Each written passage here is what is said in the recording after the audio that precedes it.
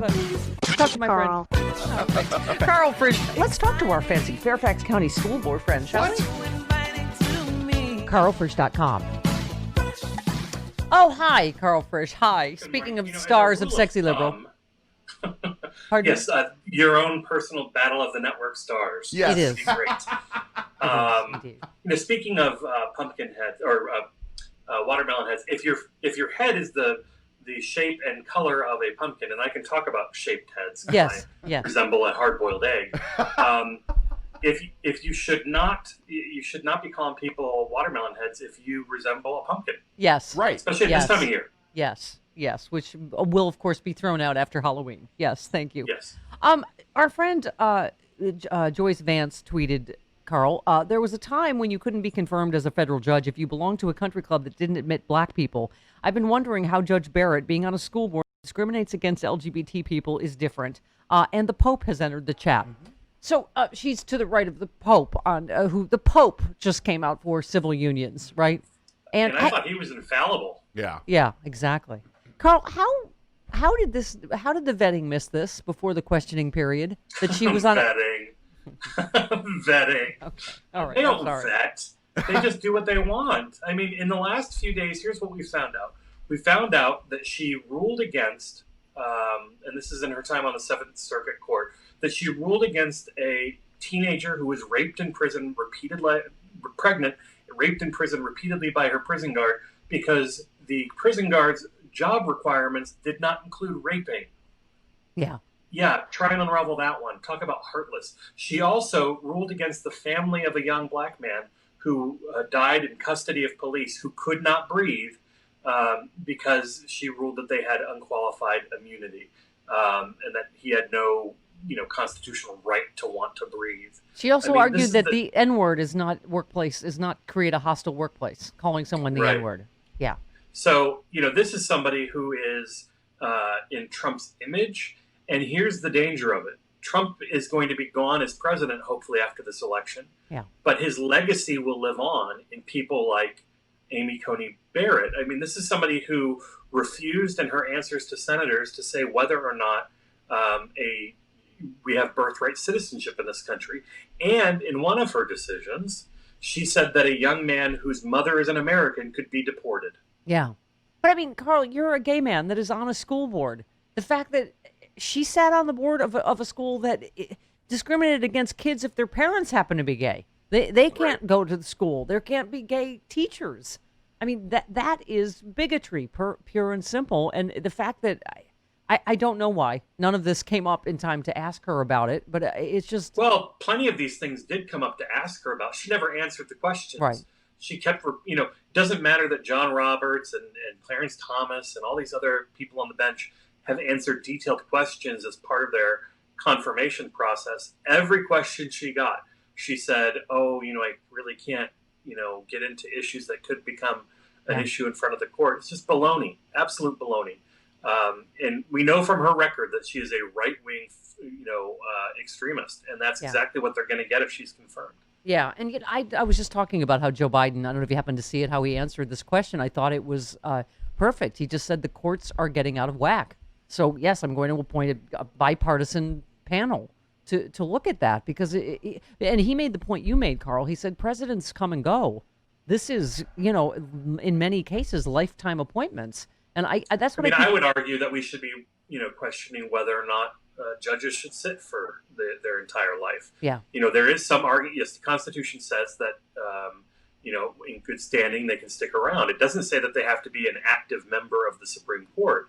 There's no reason why we couldn't cycle people off to be inactive and to be drawn upon when there's a conflict of interest, for example. Right. It happens with Supreme Court judges.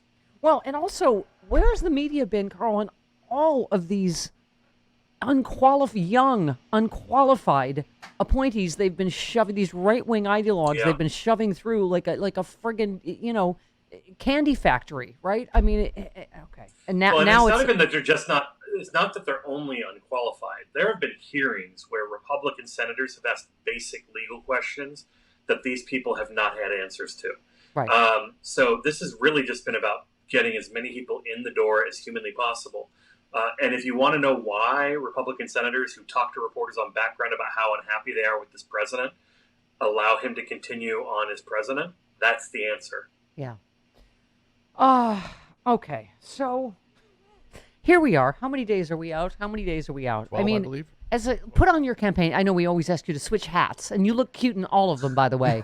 Take off your school. They're very big hats. Yeah. Put on your campaign strategist hat. And I mean, again, I don't want, here's the thing. I want people to have 2016 terror and PTSD because, Absolutely.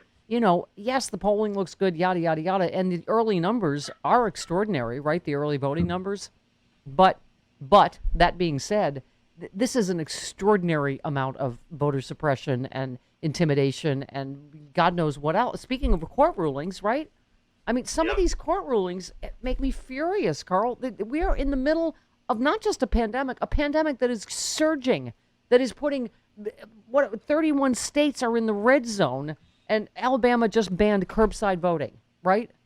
I mean, what is the reason? What is the rationale except they just want to keep as many people from voting as they can? Well, what else is happening? In places like North Carolina, Republicans are objecting to basically every absentee ballot that comes in from a socioeconomically diverse or African-American neighborhood. And what that's requiring people to do is to go in and to verify that, yes, that is my ballot. Every single one of them they're objecting to. So they're doing this by the thousands. Oh, my God. It really is. If you slept, this is just nerve-wracking, right? I don't know, because, I think when you stay awake long enough, even short periods of time feel like a lifetime. So the last 4 years certainly feel like 20. Yeah. And I don't know how long these next however many days. And then I think what everybody is saying is true. I don't think this is going to be over because he is going to want to create as much chaos and, doubt and, he's going to sue. It's going to go to the court no matter what. Right. And this is going to go on and on. I mean, he just. Well, see, I don't think this president is going to, he loses. He's not going to just be like, oh, well, I guess I'll stop talking to the media or stop tweeting. That's not going to happen. Yeah. But what is going to happen, if we all do our part, is that we're going to win, and we'll know about it sooner than people might think. If we all do our part, if we all show up, if we all get other people to show up. That's why we've been talking about getting the biggest margin we possibly can all this time, is to make it resounding on election day. And to have a ripple effect up and down the ticket.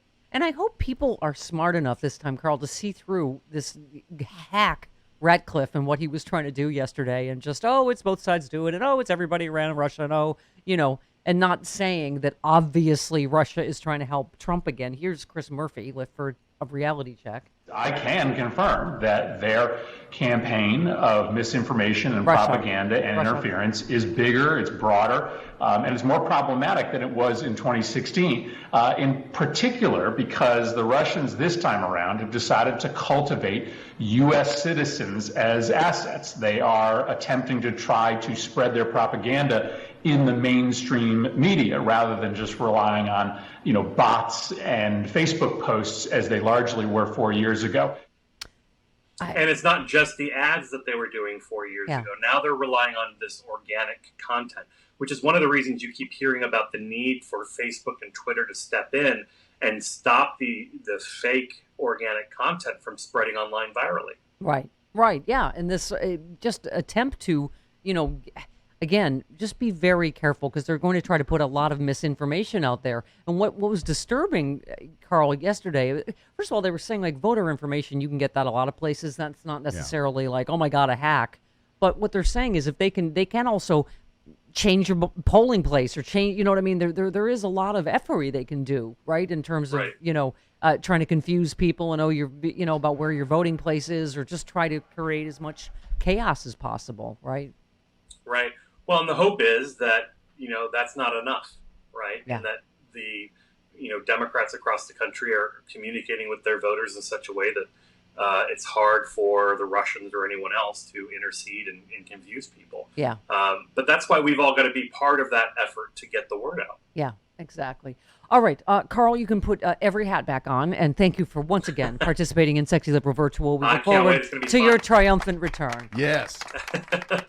All right.